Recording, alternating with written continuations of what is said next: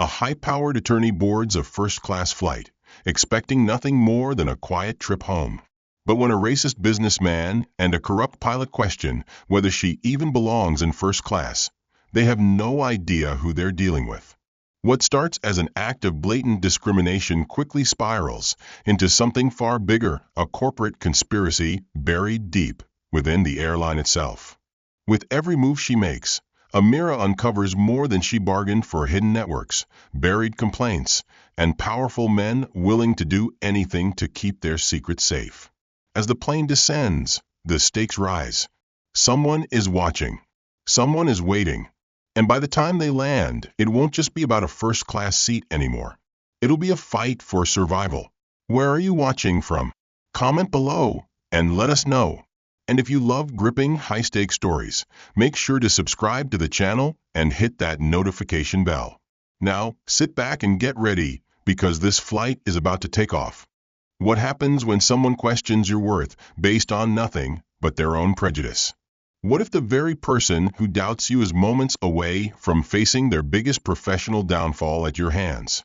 Amira Johnson stepped onto the plane, her polished heels clicking against the carpeted floor of the first-class cabin. She exuded confidence in her tailored navy blue suit, her black leather handbag resting comfortably on her arm. It had been a long week, filled with back-to-back meetings and intense legal preparations. A first-class seat was a well-earned luxury. She approached her assigned seat 4A, by the window, settling in with practiced ease. The flight attendant passed by, offering a welcoming smile. Amira nodded politely, unfastening her blazer before reaching for her book. But then came the stare. Across the aisle, a man in his 50s, Mark Henderson, sat stiffly, eyeing her with suspicion. His expensive suit and Rolex screamed wealth, but his furrowed brows and narrowed gaze revealed something far less impressive. Amira ignored him at first. It wasn't the first time a black woman in a position of success had received such scrutiny. Then, Mark reached for the call button. A flight attendant arrived within seconds. "How can I assist you, sir?" Mark leaned in slightly, keeping his voice low. "I don't think she's supposed to be here." The flight attendant blinked. "I'm sorry, sir. She must have made a mistake. Maybe she meant to sit in economy." He gestured toward Amira. "Are you sure she's in the right seat?" The flight attendant, now clearly uncomfortable, turned to Amira. "Ma'am, may I see your ticket?" Amira remained composed, though her jaw tightened slightly. She pulled out her phone and brought up the digital boarding pass. "Here you go. Seat 4A, first class. Just as printed." The attendant glanced at the screen, confirming the details. "Yes, this is correct." Mark, however, wasn't satisfied. "You should double-check. It's just unusual." Before Amira could respond, another presence loomed nearby. The pilot, a tall man in his late 40s, Captain James Fuller, approached with an air of authority. His crisp uniform and sharp gaze suggested experience, but his tone dripped with something else entirely. "We've received a concern about seating arrangements," he said. "Would you mind verifying your ticket again, ma'am?" This time, Amira smiled not out of warmth, but because of what she knew was coming. She turned off her phone and placed it in her lap. "Captain, let me ask you something. Do you often ask passengers in first class to prove they belong here?" Fuller shifted uncomfortably. "Only when there's a concern," Amira finished for him. "Right. And what exactly is the nature of this concern?" Mark interjected. "She's not a frequent first-class traveler." "I mean, come on." Amira chuckled, shaking her head. "You're right. I don't fly first class often." Then she leaned forward slightly, locking eyes with Captain Fuller. "But today I do. And interestingly enough, Captain, I also happen to be the lead attorney representing this airline in a lawsuit." Fuller's face paled. Mark's smirk vanished. The cabin was silent except for the hum of the engines. A few passengers had stopped their conversations, eyes darting between Amira and the pilot. Amira tilted her head. You wouldn't happen to know anything about that case, would you, Captain? Fuller swallowed. I don't see how that's relevant. Oh, it's very relevant. Amira placed her hands on the armrests. Because the case involves discrimination against passengers based on race. And you, Captain Fuller, are one of the employees under investigation. Gasps rippled through the cabin. The flight attendant's eyes widened. Mark's fingers curled against his armrest. Fuller took a step back, visibly rattled. Amira smiled again, but this time it was razor-sharp. So, Captain, let me ask again, do you still need me to prove that I belong here? For the first time since he stepped into the cabin, Captain Fuller had no response. But this was only the beginning. Silence hung heavy in the cabin. Passengers who had once been lost in their own conversations or adjusting their seats were now fully tuned in. Captain James Fuller's face had drained of color, his authority momentarily stripped away. Amira held his gaze, unflinching. She didn't need to raise her voice. The weight of her words carried enough force to make Fuller hesitate. His fingers twitched by his side, the rigid posture of a man used to be in control, a control that was slipping fast. The flight attendant, caught between protocols and the undeniable tension, glanced nervously at Fuller. Captain, I think we should. Fuller held up a hand, cutting her off. Mark Henderson, who had sparked this entire confrontation, cleared his throat loudly. Well, this is ridiculous. I was just looking out for airline security. You never know these days, with people sneaking into first class. Amira finally broke her stare from Fuller and turned to Mark, her expression unreadable. I see, she said smoothly. So your concern for security made you single me out? Mark scoffed. Oh, don't play the victim. I didn't mean it like that. She raised a brow. Really? Because the only thing you knew about me was what I looked like. And yet, that was enough for you to press the call button and demand proof of my legitimacy. Mark shifted uncomfortably. You're twisting this into something it's not. No, Amira corrected, voice sharp as a blade. I'm exposing it for exactly what it is. Several passengers murmured their agreement. A woman across the aisle, a middle-aged Latina in business attire, nodded firmly. She's right. If she were white, you wouldn't have said a damn thing. Mark turned red, but said nothing. Fuller took a deep breath, attempting to regain control of the situation. Look, let's all calm down. I was only responding to a passenger complaint. Amira smirked. That's interesting, because I don't see you asking Mr. Henderson for proof that he belongs here. Fuller stiffened. The hypocrisy had been laid bare. Before he could answer, a new voice cut through the tension. I believe we have a bigger issue at hand. All heads turned. A man in a navy suit stepped forward from the back of first class. He had salt and pepper hair, sharp eyes, and a commanding presence. The kind of presence that made people sit up straighter. The color returned to Fuller's face, but not in a good way. This time it was red with alarm. Amira crossed her legs and smiled knowingly. Oh, I was wondering when you'd step in, Mr. Harrington. Passengers whispered among themselves. Some recognized the name. Edward Harrington, the CEO of the airline. Mark's mouth fell open slightly. The flight attendant covered her shock with a hand over her lips. Fuller looked ready to faint. Harrington folded his arms. Captain Fuller, I assume you recognize me? Fuller straightened. Yes, sir. Of course. And yet, even with me on board, you've managed to single out one of our most valuable attorneys in what appears to be an incredibly bad look for this airline. Fuller opened his mouth, then closed it. Amira leaned back, enjoying the spectacle. Harrington turned to her.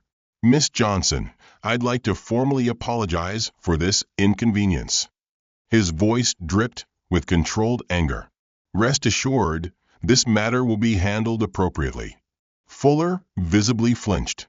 Sir, Harrington held up a hand. Not another word. He turned to the flight attendant.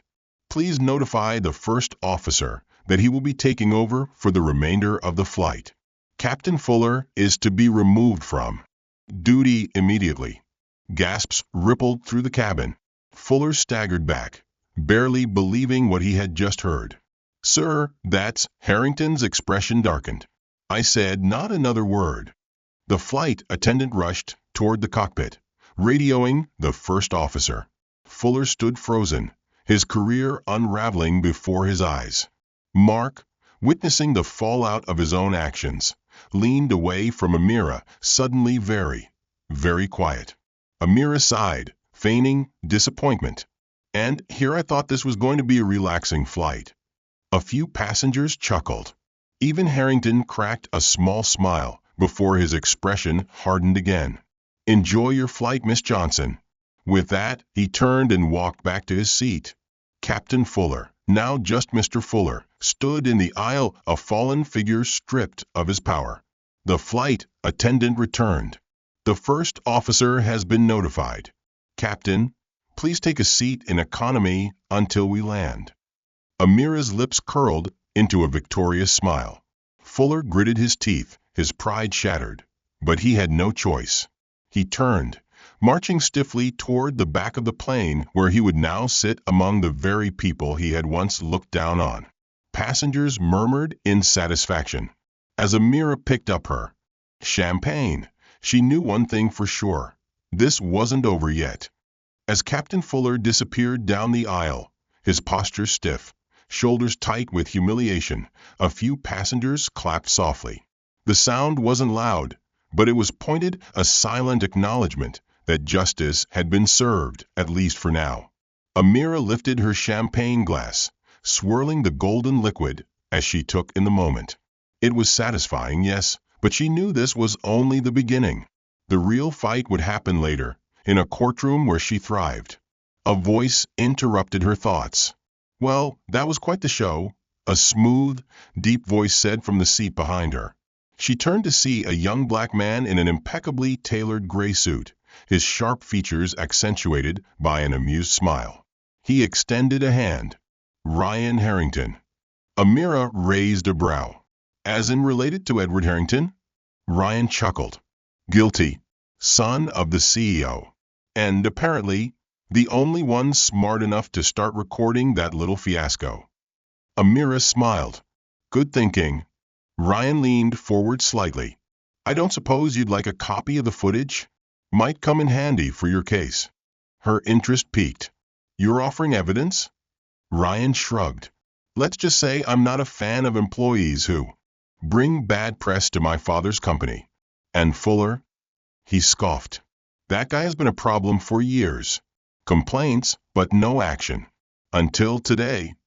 Amira filed that information away for later. This could be useful. Before she could respond, a sharp voice cut through their conversation. "This is ridiculous." Mark Henderson was still fuming, his arms crossed as he stared daggers at Amira. Unlike Fuller, who had retreated in silence, Mark still believed he had a fight to win. Amira sighed, setting her champagne down. "You still have something to say?" Mark sneered. "Oh, don't act smug. You think this little stunt proves something? You had one good moment. That doesn't mean you belong here." Ryan let out a low whistle. Wow, he's really committed to doubling down. Amira's patience had limits, and Mark had just reached them. She turned fully in her seat, giving him her undivided attention. "Tell me, Mark," she said, her tone calm but dangerous. "Do you think I don't belong in first class because I'm a woman, or because I'm black?" Mark's face turned red. "That's not what Amira continued, not giving him the chance to weasel out. "Because let's be real, you didn't ask anyone else to show their ticket. Just me." Mark scoffed, clearly uncomfortable with being confronted so directly. "I was looking out for security. You can't be too careful." Ryan chuckled. "Yeah, because first-class cabins are known for their imposters. What's next? You gonna report me too?" Mark stiffened. He had walked into a corner, and he knew it. But before he could spit out another excuse, a flight attendant approached, holding a clipboard. "Mr. Henderson," she said, her tone clipped and professional, "we need you to move to economy." Mark snapped his head toward her. Excuse me? The flight attendant didn't waver. We've been informed that you are no longer permitted to sit in first class. Your new seat assignment is 32B. Amira hid her smirk behind her glass. Ryan, however, had no such restraint. Oh, this is fantastic. Mark shot to his feet. This is absurd. I paid for this seat. Actually, the flight attendant corrected, your company paid for it. And given the circumstances, our CEO has requested that your seat be reassigned. Mark turned even redder. You can't just, oh, but we can. Ryan cut in, enjoying this far too much. You see, Mark, when you act like an entitled bigot, there are consequences. Enjoy your middle seat. The entire cabin watched in amused silence as Mark snatched his carry-on and stormed down the aisle. Amira exhaled, shaking her head. That was something. Ryan grinned. And yet, I have a feeling this flight isn't done with its surprises. She couldn't argue with that. But just as she was about to return to her book, the flight attendant returned, looking uneasy. There's something else, she said hesitantly. Amira raised an eyebrow. What now? The attendant swallowed. It's about Captain Fuller. Amira sat up straighter. What about him? The flight attendant shifted uncomfortably. When he was escorted to economy, he made a phone call. We think he might be trying to interfere with the case. Ryan's amusement vanished. Interfere how? The attendant lowered her voice. We're not sure yet, but one of our staff overheard him mentioning a backup plan. A chill ran down Amira's spine. This wasn't over. Not even close. The words hung in the air, heavy and foreboding. Amira's grip tightened on the armrest as she processed what the flight attendant had just said. A backup plan. Ryan's easygoing demeanor had vanished. His gaze sharpened. Did you hear exactly what he said? The flight attendant shook her head. Not everything. Just that he called someone and mentioned that he still had options, and that it wasn't over yet. Amira exhaled slowly, her mind already working through the possibilities. If James Fuller was desperate enough to make a move mid-flight, that meant two things. He knew he was in serious trouble, and he was willing to take risks to save himself. Ryan ran a hand over his jaw, looking suddenly serious. I don't like this. Who was he calling? The attendant hesitated. We couldn't tell, but it sounded urgent. That was enough for Amira. Desperation made men dangerous. She turned to Ryan. Can you have someone track that call when we land? Ryan nodded. I'll make sure my father's team gets on it. The flight attendant lowered her voice. I can try to listen in when I go back there. But I have to be careful. Amira nodded. Be discreet. If he's planning something, we need to know. The attendant gave a quick nod before hurrying away, disappearing into the economy section. Ryan leaned in, his voice quieter now. What's your gut telling you? Amira sighed. That this man isn't just going to accept his downfall. He's going to fight back. Ryan frowned. Fight back how? He's already done. My father removed him from duty, and your case is about to bury him. Amira shook her head. Men like Fuller don't go down quietly. If he's calling in favors, it means he thinks he still has a shot. Ryan sat back, considering this. So, what do we do? Before Amira could answer, a commotion erupted from the back of the plane. Her eyes snapped toward the aisle. A flight attendant was rushing toward the cockpit, looking panicked. Passengers murmured, twisting in their seats to get a better look. Ryan exchanged a glance with Amira. Something's happening. A few seconds later, the head flight attendant appeared, her face pale. Miss Johnson, Mr. Harrington. She spoke hurriedly. We have a situation. Amira and Ryan stood immediately. The attendant gestured toward the back. Captain Fuller just attempted to enter the cockpit. Ryan stiffened. What? Amira's stomach dropped. Was he stopped? The attendant nodded. Yes. The first officer locked the door before he could get inside, and a crew member intervened. But he was insisting he needed to correct something before landing. Ryan's expression darkened. I don't like this.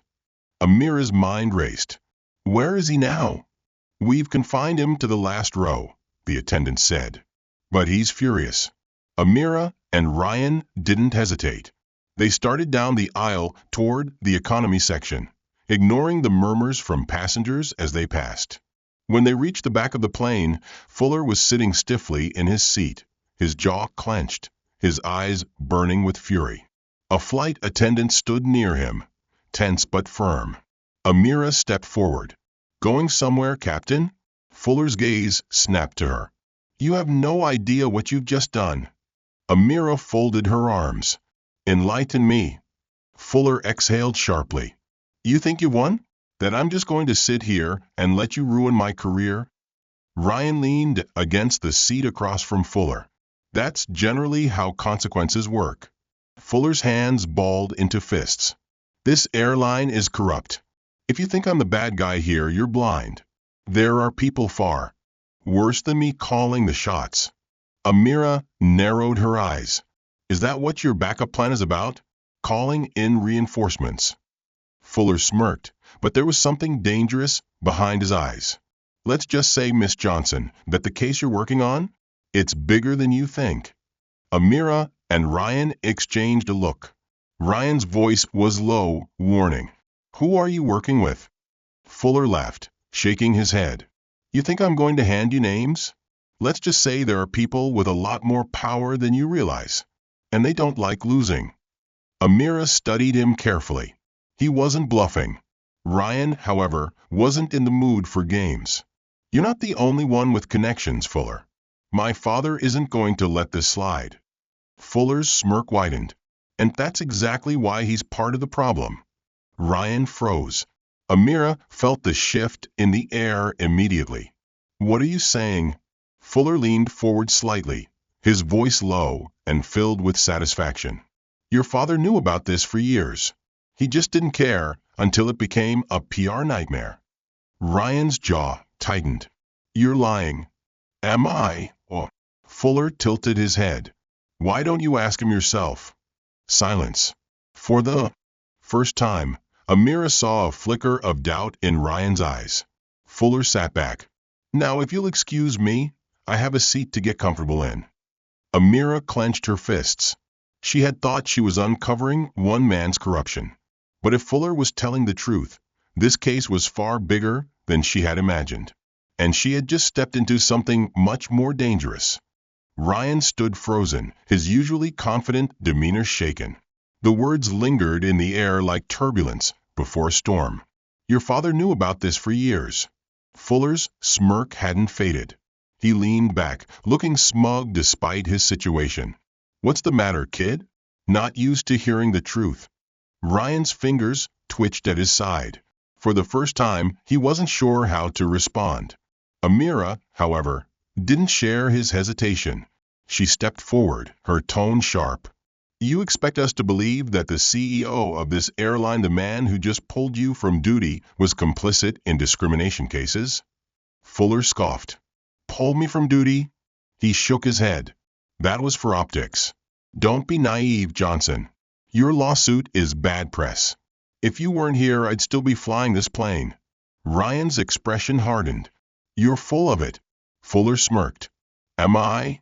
Let me ask you something, Ryan.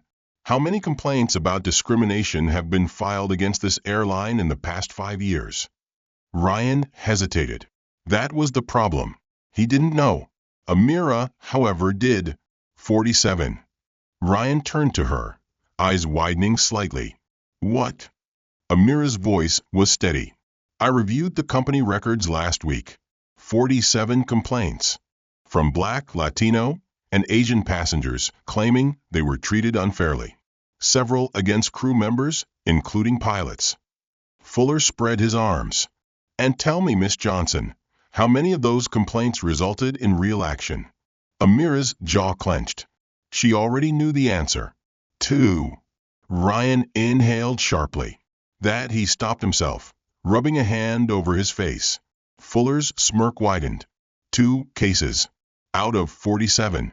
And only when they got media attention. He glanced at Ryan. Sounds like a company that really cares about equality, doesn't it? Ryan shook his head. No. My father, he wouldn't let this slide.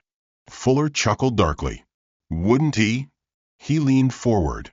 You think CEOs make decisions based on morals? No. They make decisions based on liability. Your father isn't cleaning up the company, he's cleaning up his reputation. Ryan opened his mouth, but nothing came out. Amira could see the storm behind his eyes. For the first time, Ryan Harrington was doubting his father. She turned back to Fuller. Even if that's true, it doesn't change what's happening to you. You're done, Fuller. He grinned. Am I? See, Johnson, you still don't get it. I'm not the only one who's pissed about this lawsuit. There are people in this company high up who don't like what you're doing. Amira narrowed her eyes. Is that a threat? Fuller shrugged. It's a reality check. You're not just fighting one bad pilot. You're fighting a system that's been in place for decades. Ryan exhaled sharply, still processing everything. Amira, however, wasn't rattled. She had spent her career exposing systems like this.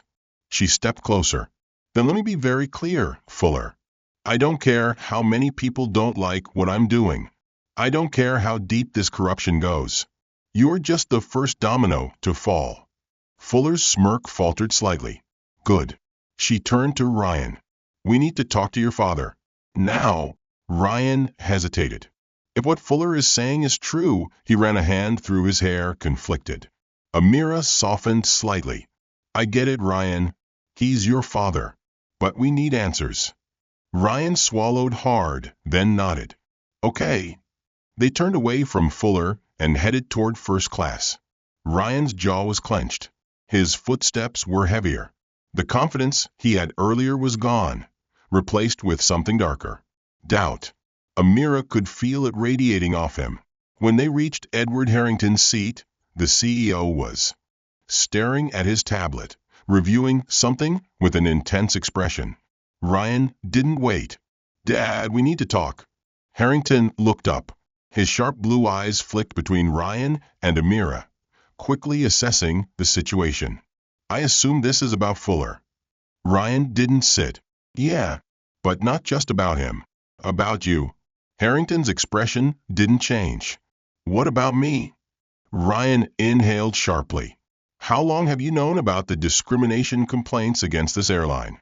Harrington didn't even blink. But Amira saw it.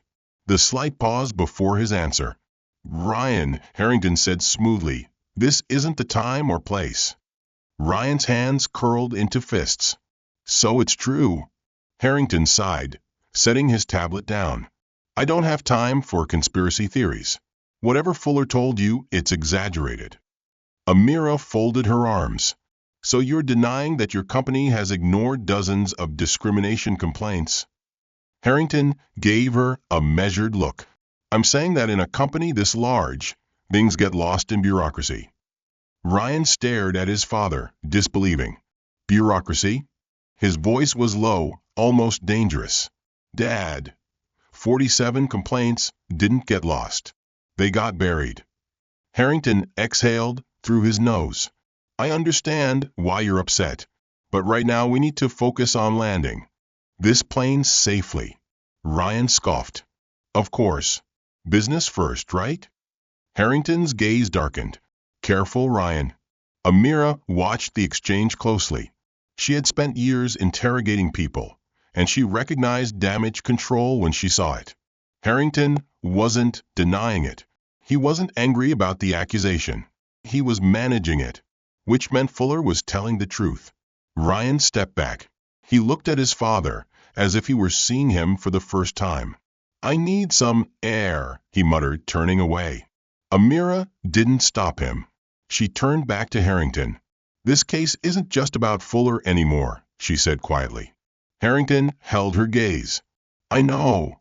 She tilted her head. Then tell me, are you part of the problem? Harrington's expression remained unreadable. Then, after a long silence, he said, depends on how much you're willing to fight. And just like that, Amira knew she had stepped into something far bigger than she had ever imagined. Amira studied Edward Harrington's face, searching for a crack in his perfectly controlled expression. His words lingered between them. Depends on how much you're willing to fight. It wasn't a denial. It wasn't even a defense. It was a challenge. She had seen this before, the way powerful men operated. They never admitted to wrongdoing outright. Instead, they tested your resolve, waiting to see if you had the stomach to go deeper. Ryan, who had stormed away moments earlier, now stood a few feet behind her, arms crossed. His breathing was heavy, his mind clearly racing. He wasn't just angry, he was reevaluating everything. Amira turned back to Harrington. "Let's get something straight," she said, her voice calm but firm. "I don't back down. If there's more to this case, I will find it." Harrington exhaled, tapping his fingers on the armrest. "I don't doubt that, Miss Johnson. That's why I hired you." Ryan snapped his head toward his father. "Wait. What?" Harrington finally set his full attention on his son. "I didn't bring Amira in just to handle a simple discrimination lawsuit. I knew this case could expose more than just Fuller. That's exactly why I needed her." Ryan's shock turned to suspicion. "You mean you planned this?" Harrington sighed. "Not exactly. But I anticipated that if someone like Fuller was being reckless, there were likely others. This airline has been running for decades. Corruption accumulates in the shadows. I needed someone who wasn't afraid to shine a light on it." Amira narrowed her eyes. "So, let me get this straight. You ignored these issues for years and now, suddenly you want to fix them?" Harrington's jaw tightened. "I didn't ignore them. I controlled them. And now, I need to clean house before it collapses on me." Ryan laughed bitterly. "Unbelievable. You're not doing this because it's right. You're doing it to protect yourself." Harrington met his son's gaze, unflinching. "Tell me, Ryan, do you think companies survive by acting out of pure morality, or by knowing when to pivot to avoid destruction?" Ryan shook his head in disgust. "So you're just flipping the script now because you're out of options?" Harrington didn't respond. Amira crossed her arms. "You do realize that if you knew about this for years and did nothing, you're just as guilty as Fuller?" Harrington let out a low chuckle. "That's where you're wrong. I didn't do nothing. I waited for the right moment." Ryan's fists clenched. "People were mistreated under your watch. You let it happen." Harrington leaned forward. "And now I'm giving you the opportunity to fix it, to be part of something bigger than a lawsuit. Do you want to expose a few bad apples, or do you want to take down the entire rotten system?" Ryan hesitated. Amira saw the conflict in his eyes, the temptation of power. But she wasn't interested in playing games. "I don't work for cover-ups," Amira said coolly. "If you think I'll manipulate the truth to serve your agenda, you've hired the wrong lawyer." Harrington smiled faintly. "I wouldn't insult you like that. I hired you because you don't take orders. And that's exactly what I need." Ryan exhaled sharply. "I can't believe I'm hearing this." Amira tilted her head. "You're trying to control the damage, not fix the problem." Harrington nodded. "Call it what you want. But if you win this case, you'll do more than just take down Fuller. You'll force this company into real reform." Amira didn't trust him. Not completely. But she knew one thing: this case was bigger than she had thought. She took a slow breath. "What aren't you telling me?" Harrington's expression darkened.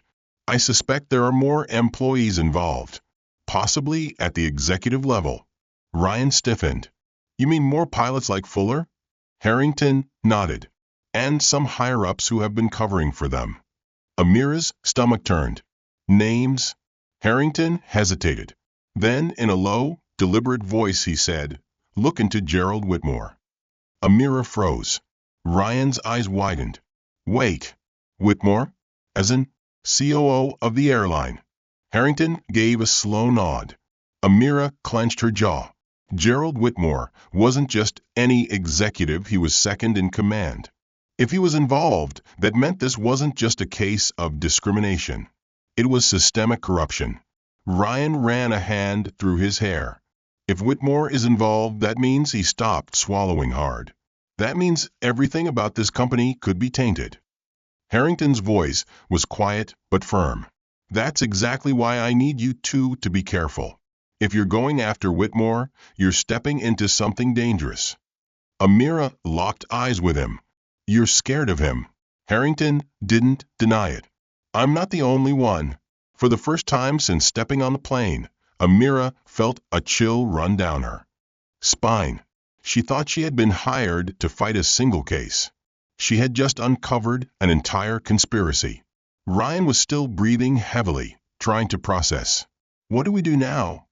Amira straightened. We start digging, discreetly. Harrington exhaled. Then be smart about it. If Whitmore suspects you're onto him, he won't hesitate to shut you down. Ryan frowned. Shut us down how? Harrington's gaze darkened. By any means necessary. Silence. For the first time in her career, Amira wasn't just fighting for justice. She might be fighting for survival. Amira sat back in her seat, her mind racing. Gerald Whitmore. The name alone sent a chill down her spine. The chief operating officer of the airline. Second only to Edward Harrington. A man with power, influence. And if Harrington was right, a lot to lose if the truth came out. Ryan had gone silent beside her. She could see the storm behind his eyes, the way his fingers tapped restlessly against the armrest.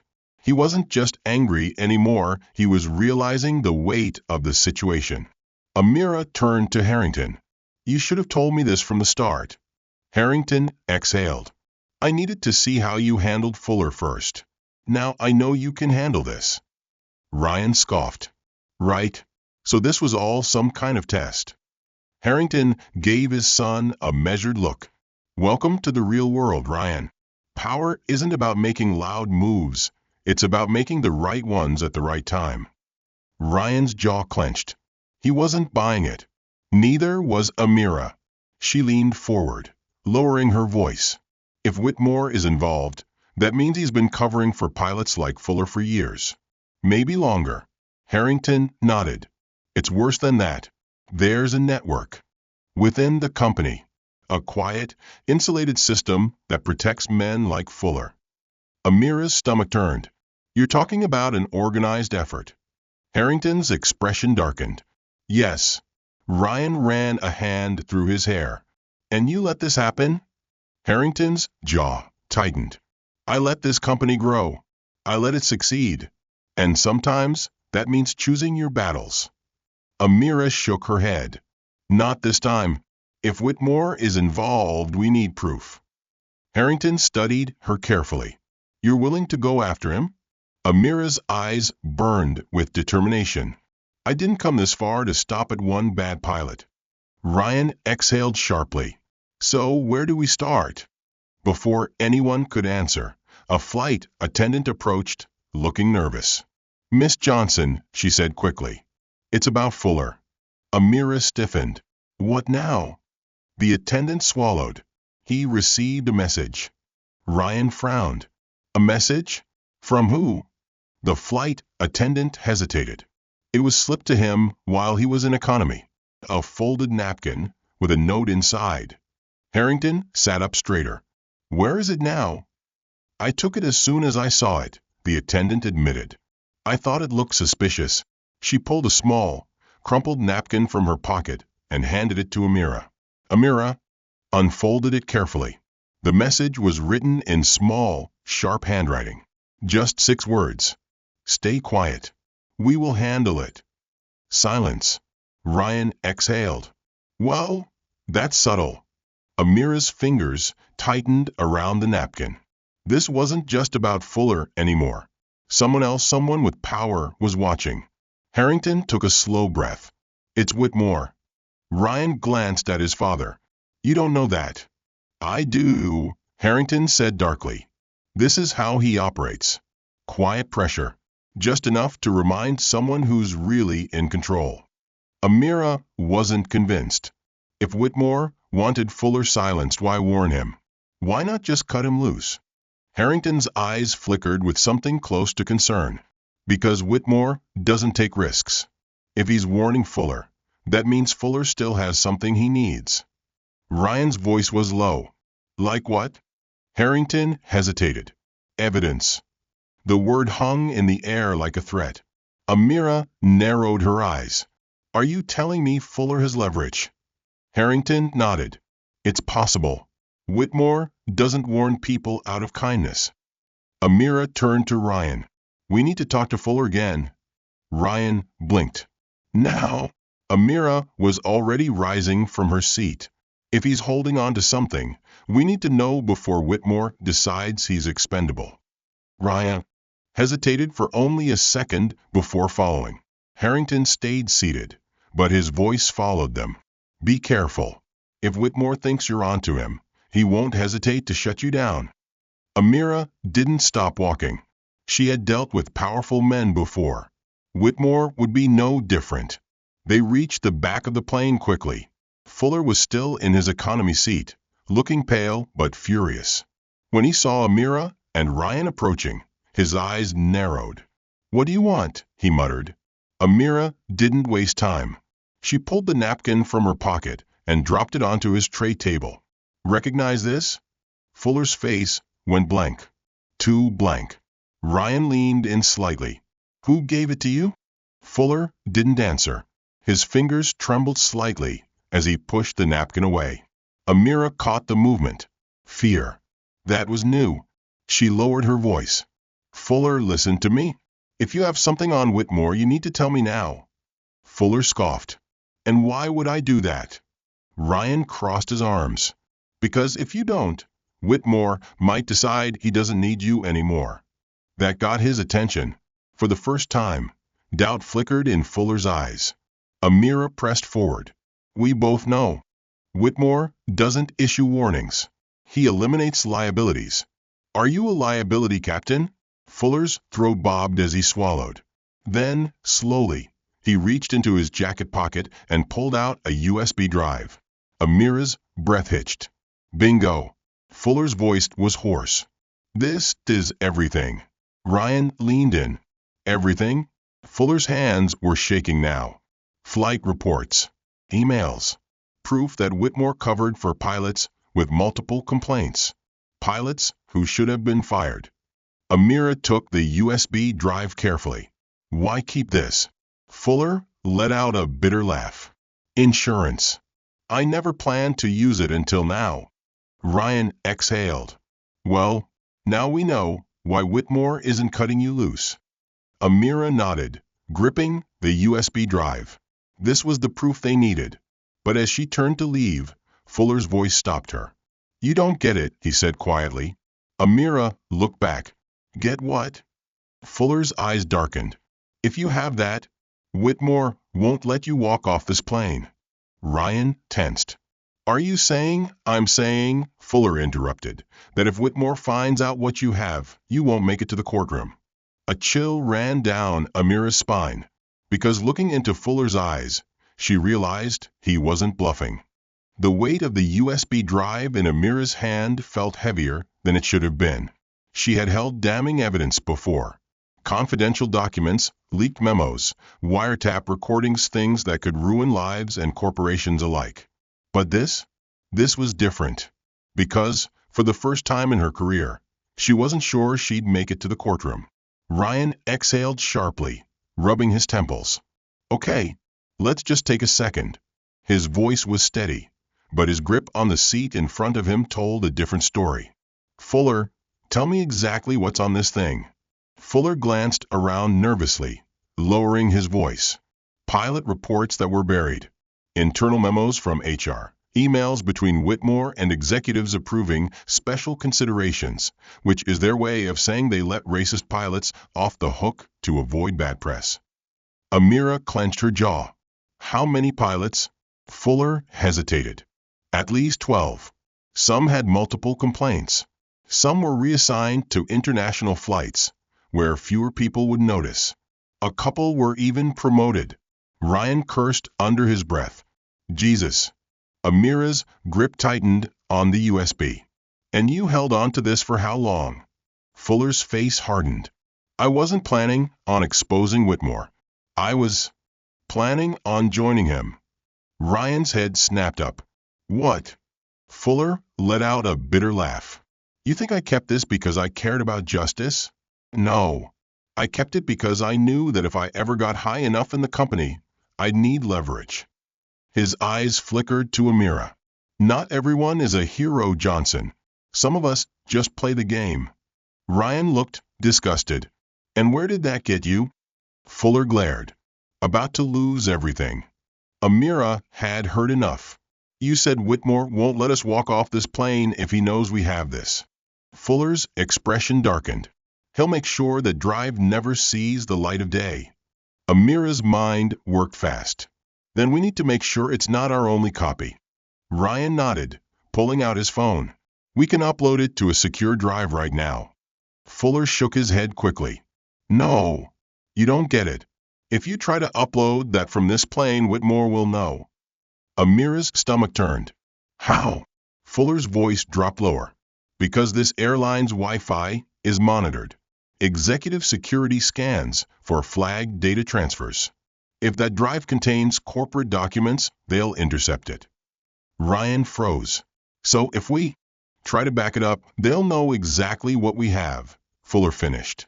For the first time, real fear flashed in Ryan's eyes. Amira took a slow breath. They were trapped. If they uploaded the files, they'd tip off Whitmore. If they landed with the drive in hand, Whitmore could intercept them before they reached a safe place. And if Whitmore was willing to threaten Fuller, there was no telling what he'd do to them. Ryan swallowed hard. Okay, so what do we do? Amira's mind raced.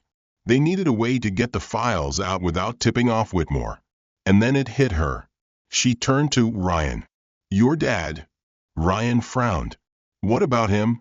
He's still on this plane, Amira said. And like it or not, he's the only person Whitmore won't immediately suspect. Ryan hesitated. You want to give it to him? Amira shook her head. No, I want to use him. Ryan's brows knitted together. I'm listening. Amira leaned in. We don't need to send the files. We just need to make Whitmore think they've already been sent. Ryan's eyes widened as realization dawned. A bluff. Amira nodded. If Whitmore believes the files are already out in the world, he loses his leverage. He won't come after us if he thinks it's too late. Fuller let out a humorless laugh. That's risky. Amira shrugged. So is walking off this plane with a target on our backs. Ryan nodded slowly. Okay, so how do we convince Whitmore the files are already out? Amira's lips curled into a small, determined smile. We let your father tell him. Ryan blinked. You think he'll go along with it? He will if he wants to save his own skin, Amira said. If we make Harrington believe that exposing Whitmore is his best chance at survival, he'll do the job for us. Ryan still looked uncertain. And if he refuses? Amira's smile faded. Then we land this plane with a fight on our hands. The walk back to first class felt heavier this time. Every step felt like a countdown towards something dangerous. Ryan's face was unreadable. He was still processing the idea that his father had let this corruption slide for years. When they reached Harrington's seat, the CEO looked up at them. He took one look at their faces and sighed. What now? Ryan didn't waste time. We need you to make a call. Harrington's gaze sharpened. To who? Amira set the USB drive down in front of him. To Whitmore. Harrington's expression didn't change, but something in his eyes shifted. He understood. You want me to feed him bad information, he said evenly. Amira nodded. We need him to believe these files are already out, that there's no point in stopping us. Harrington glanced at Ryan. And you're on board with this?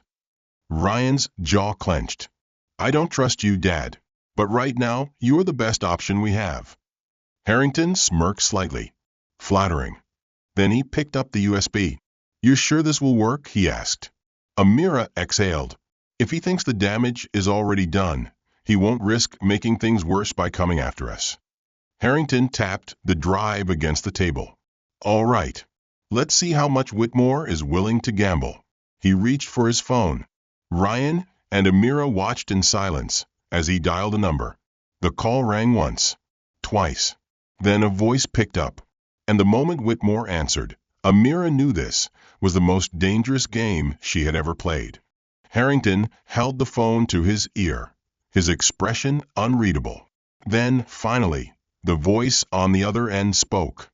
I assume this isn't a social call. Amira and Ryan froze. Even through the small speaker, Gerald Whitmore's voice carried an unsettling confidence, the kind of confidence that came from knowing he was untouchable. Harrington's face remained calm, controlled. No, it's not. There was a pause. Then Whitmore let out a low chuckle. I heard about Fuller. Sloppy work on his part. Ryan and Amira exchanged a glance. Whitmore already knew. Harrington kept his tone measured. It's worse than sloppy. It's dangerous. The kind of mistake that drags other people down with it. Another pause. Then, do I need to be concerned? Amira held her breath. This was the moment. The bluff had to be perfect. Harrington leaned back, completely unfazed. Depends. Are you worried about the files being out in the open? Silence. A silence so sharp Amira could almost hear Whitmore thinking. Then Whitmore spoke, slower this time. What files? Harrington's lips curled into a subtle, knowing smirk. Don't play games with me, Gerald. I know how you operate. He let the words settle before adding, and I know exactly how deep this goes. Another silence. Then, finally, Whitmore exhaled through his nose. Where is it? His voice was lower now, less confident. Ryan clenched his fists at his sides, but Amira stayed perfectly still. Harrington let the question hang. Then, with absolute certainty, he delivered the lie. It's already been distributed, he said. A full copy is sitting with my attorneys as we speak. Ryan barely kept his composure. He knew the truth. The files were still in Amira's pocket. If Whitmore called the bluff, they were dead in the water. A long, tense silence followed. Then, finally, Whitmore spoke. That's unfortunate. Harrington didn't miss a beat. For who? Another low chuckle. But this one sounded forced. For everyone involved. Ryan exhaled quietly. Whitmore was buying it. Amira still wasn't convinced. Not yet. Harrington leaned forward slightly.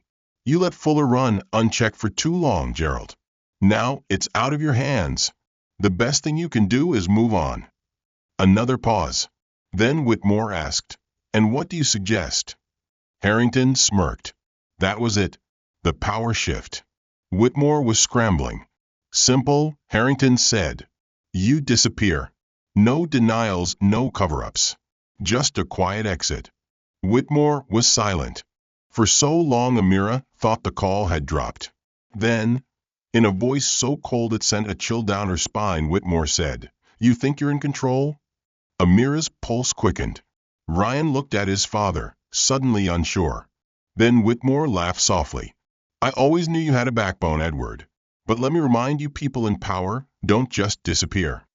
Harrington didn't flinch. You're out of options, Gerald. Whitmore let out a slow breath. Then, in a tone so casual it was terrifying, he said, We'll see about that. And the line went dead. Harrington lowered the phone, his expression carefully blank. Amira didn't move. Her mind was running at full speed. Ryan was the first to speak. What the hell was that? Harrington exhaled slowly. That was Whitmore calculating his next move. Ryan's jaw clenched. Do you think he bought it? Harrington glanced at Amira. What do you think? She turned the conversation over in her head. Whitmore had hesitated. He had asked questions. He had tried to maintain control, but he hadn't been able to hide his concern. He's uncertain, Amira said finally. Which means he's dangerous. Harrington nodded. He's not going to go quietly. Ryan muttered a curse under his breath. So what now? We just wait for him to retaliate. Amira's fingers tightened around the USB in her pocket. No, she said firmly. We make our next move before he does. Harrington raised an eyebrow. And what move is that? Amira turned to Ryan. We need a real copy of this out in the world. Now. Ryan hesitated. But the Wi-Fi, we won't use the Wi-Fi, Amira cut in. We'll make a direct call. Ryan blinked. To who? Amira already had a name in mind. She pulled out her phone and scrolled through her contacts. Then she found the number she was looking for and pressed the call button. The phone rang once, twice. Then a woman's voice answered. Amira? Amira let out a breath she didn't realize she had been holding. Hey, Kim. I need a favor. Ryan looked at her curiously. Who's Kim? Amira didn't take her eyes off the phone. Kimberly Sanders, investigative journalist. Harrington's eyes widened slightly. You're bringing in the press? Amira nodded. If Whitmore thinks he can silence us, he's wrong. Ryan leaned back, exhaling. Damn, you're not playing around. Amira met his gaze. I never was. 30 minutes later, Amira sat by the window, staring at the clouds below. The wheels were in motion now. Kim had agreed to receive the files the moment they landed. She would distribute them to multiple sources, making sure Whitmore couldn't suppress the story, even if he tried. Ryan sat beside her, arms crossed. You think this will be enough? Amira glanced at him. It's a start. Harrington, sitting across from them, nodded approvingly. You just turned this into a war Whitmore can't win. Ryan smirked. He's gonna hate that. Amira leaned back in her seat, finally allowing herself a small, satisfied smile. Good. Because now, Whitmore wasn't the hunter anymore. He was the prey. The plane began its descent, the city lights flickering in the darkness below. The air in first class felt heavier now, charged with an unspoken tension. Amira, Ryan, and Harrington sat in silence, each of them calculating the risks that lay ahead. They had made their move. Now they had to see if Whitmore would make his. Ryan tapped his fingers restlessly against the armrest. Kim has the files? Amira nodded. She's waiting. The moment we land, I send them, and it's out of our hands. Harrington exhaled. That means Whitmore has one last chance to stop us. None of them needed to say it aloud. The most dangerous moment would be after they stepped off this plane. Ryan shifted uncomfortably. What's the play when we land? Amira met his gaze. We move fast. No stops, no detours. Straight to Kim. Ryan nodded, but there was something unsettled in his expression. Something unspoken. Harrington noticed it too. What is it? Ryan hesitated. Look, I hate to ask this, but are you sure we can trust Kim? Amira's jaw tightened. She's one of the best investigative journalists I know. If we get this to her, she'll make sure it spreads. Ryan rubbed his temples. Yeah, but this isn't just some expose on corporate greed. This is bigger. If Whitmore has people inside the company, who's to say he doesn't have people in the press too? Amira exhaled. It was a valid concern. Harrington studied them both. Then we don't just send it to Kim, we send it to multiple outlets at once. Make it impossible to contain.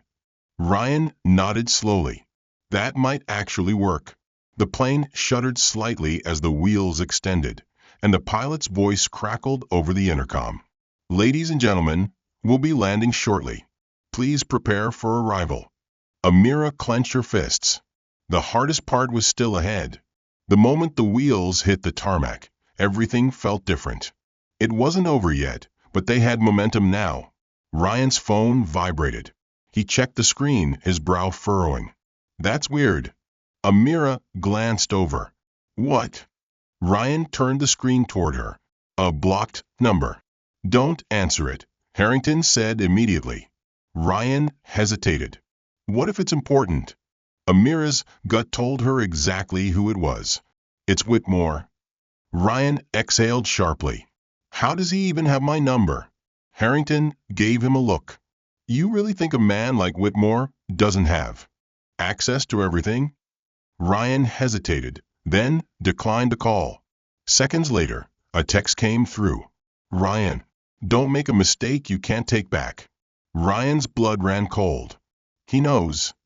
Amira expected this, but the reality still made her skin crawl. Good. That means he's scared. Harrington smirked slightly. He should be. The plane finally taxied to the gate. Passengers stood, stretching, grabbing their belongings, but Amira, Ryan, and Harrington didn't move yet. Amira checked her phone. No sign of trouble yet. Then the first flight attendant from earlier approached them.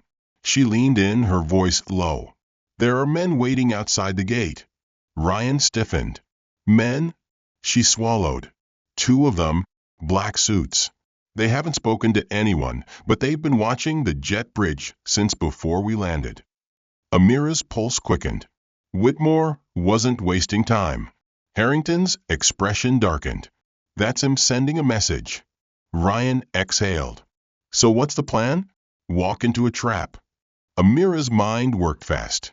They needed to get out before Whitmore's people made a move. She turned to the flight attendant. Is there another exit? The attendant hesitated. There's a service door near the first-class galley. It leads to a back corridor, but you'd need clearance. Harrington stood. Leave that to me. Amira and Ryan followed him as he approached the head flight attendant. One look from Edward Harrington was all it took. Minutes later, they were moving. The narrow hallway behind the galley was dimly lit, lined with supply carts and storage compartments. The air smelled of coffee and industrial cleaner. Ryan whispered, "This better not lead to a dead end." Amira smirked. "Not my style." They reached a secondary exit leading into a private corridor. From there, a security officer led them to an alternate baggage claim exit one far from where Whitmore's men were waiting. Finally, they were outside. The night air was cool and sharp, the city skyline stretching in the distance. But there was no time to appreciate the view. Ryan pulled out his phone. Okay, sending it now. Amira watched as he uploaded the files to multiple media outlets at once. Seconds later, her phone buzzed. Kimberly Sanders, received. This is big. I'm on it. Amira let out a slow, measured breath. They did it. Ryan stared at the screen, almost in disbelief. It's done? Harrington folded his arms. Now we wait. Amira turned to Ryan. You okay? Ryan hesitated, then nodded. Yeah, just processing. He looked at his father. I still don't know if I trust you. Harrington smirked. Fair enough. A moment passed. Then Ryan offered his hand. Harrington took it. Not as father and son, but as allies. Amira looked between them, then checked her phone. Kim's article was already being drafted. Tomorrow, the world would know everything. Whitmore had lost. And for the first time in years, Amira felt like real change was coming. She turned toward the city, inhaling deeply.